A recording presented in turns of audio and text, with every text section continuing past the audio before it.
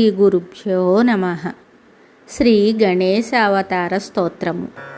అంగిరస ఉవాచ.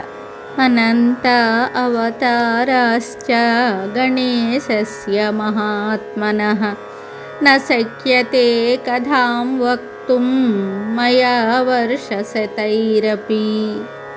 సంక్షేపేణ ప్రవక్ష్యామి ముఖ్యానాం ముఖ్యతాం గతాన్ అవతారాంశ్చ తస్యాష్టౌ విఖ్యాతాన్ బ్రహ్మధారకాన్.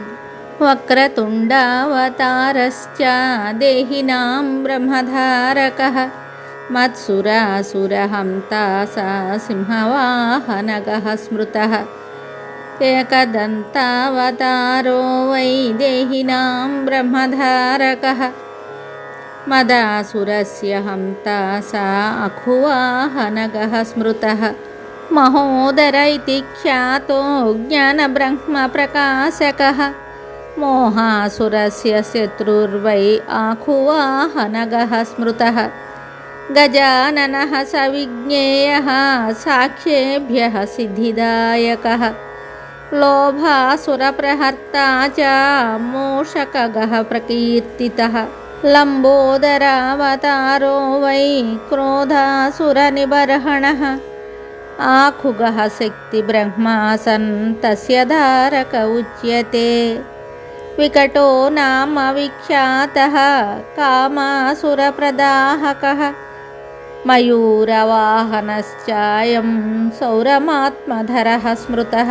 విఘ్నరాజావతారశ్చ శేషవాహన ఉచ్యతే మమాసురప్రహంతా స విష్ణుబ్రహ్మేతి వాచకः.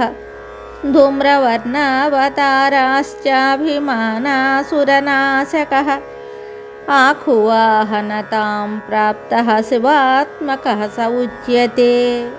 ఏతేష్టౌ తే మయా ప్రోక్తా గణేశాంశ వినాయకాః యేషాం భజనమాత్రేణ స్వస్వబ్రహ్మప్రధారకాः. స్వానందవాసకారీ స గణేశనః ప్రకథ్యతే స్వానందే యోగిభిర్దృష్టో బ్రహ్మణి నాత్ర సంశయः.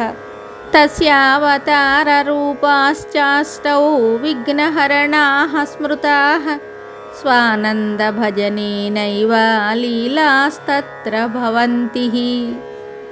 మయా తత్ర స్వయం లీనా భవిష్యతి సుపుత్రక సంయోగే మౌనభావశ్చ సమాధిః ప్రాప్యతే జనైః.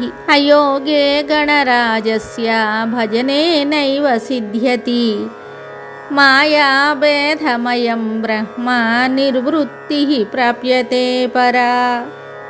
యోగాత్మక గణేశానో బ్రహ్మణస్పతివాచకः తత్ర శాంతిః సమాఖ్యాత యోగరూపా జనైః కృతా.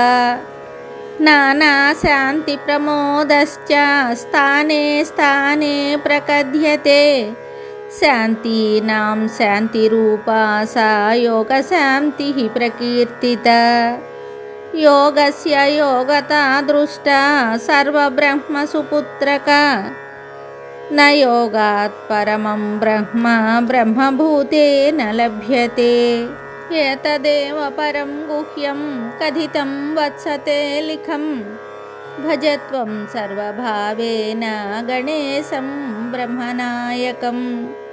పుత్రపౌత్రాదిప్రదం స్తోత్రమిదం శోకవినాశనం ధనధాన్యసమృద్ధ్యాదిప్రదం భావిన సంశయः. ధర్మార్థకామమోక్షాణాం సాధనం బ్రహ్మదాయకం భక్తిదృఢకరం చైవ భవిష్యతి న సంశయः. ఇది శ్రీముద్గలపురాణే గణేశావతార స్తోత్రం సంపూర్ణం శుభం.